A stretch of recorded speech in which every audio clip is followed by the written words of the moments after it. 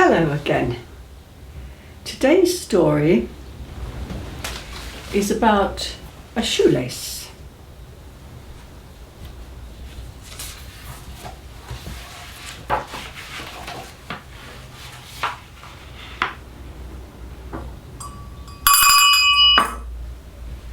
The shoelace.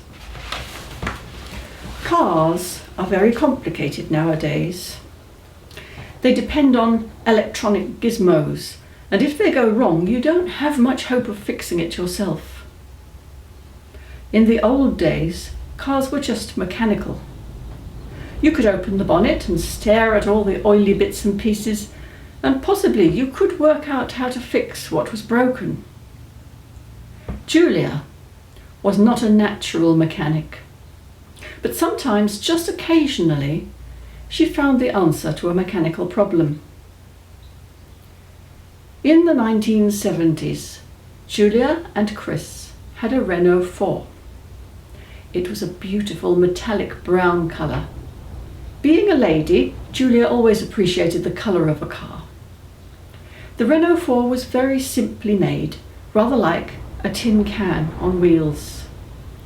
It didn't go very fast, but it got them where they wanted to go. One dark and rainy Friday night after work, Chris and Julia were driving from London to Cardiff in their little Renault 4 to visit Julia's sister Fran, who was having a party. As they drove over the flyover towards the motorway, Chris suddenly felt the accelerator pedal give way. "I've got no power," he said. "I'll have to stop." He pulled in as best he could, and they wondered what to do next. Chris wanted to phone his brother to come and help, but this was in the days before mobile phones. They would have to walk off the flyover in the dark and rain and find a public phone box. And then did they have any change? It was not an inviting prospect, and Julia didn't want to miss the party. However, Julia had another idea. It so happened that a few weeks previously she had heard a story from a fellow worker, Maggie. Maggie also had a car, not a Renault 4, but she had been driving across the North Circular when the exact same thing had happened to her. Her accelerator pedal had given way, and she only just managed to roll the car off the road before it stopped. It could have been very nasty. Maggie said that she had a friend who was a mechanic, and she had found a phone box and called her friend to come and help. Her friend told her that the problem was the accelerator cable, which had snapped. He made a temporary repair by tying the cable to a piece of string, and Maggie was able to drive home. Julia remembered this story and thought she could take a look at the accelerator cable.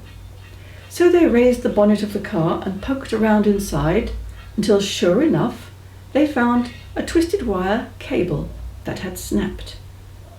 It looked as though it should go somewhere. There was a hole for the cable to go through, and on the other side was the accelerator pedal with the other end of the cable. "That's the problem," Julia said. "I'm sure we can fix it temporarily." Chris was not so sure. He still wanted to go in search of a phone box. Julia started looking for a piece of string. But, of course, they didn't have any string in the car. It was not something they ever thought they might need. "If only I had a shoelace," Julia thought. Julia looked at her shoes, but they were slip-on shoes with no laces. Then she looked at Chris's shoes, and he had laces on them. He was not very keen, but she made him take one off, and she tied one end to the twisted wire cable. She used a knot she had learned in Girl Guides for tying a thick rope to a thinner rope. Then she poked the other end of the shoelace through the hole into the footwell of the car and tied it to the pedal. Now the pedal was springy again. "Let's try driving," said Julia. So Chris set off, rather cautiously, because not only was he worried about the accelerator, but one of his shoes had no lace. But they found that Julia's repair worked very well, and they drove all the way to Cardiff and didn't miss the party after all.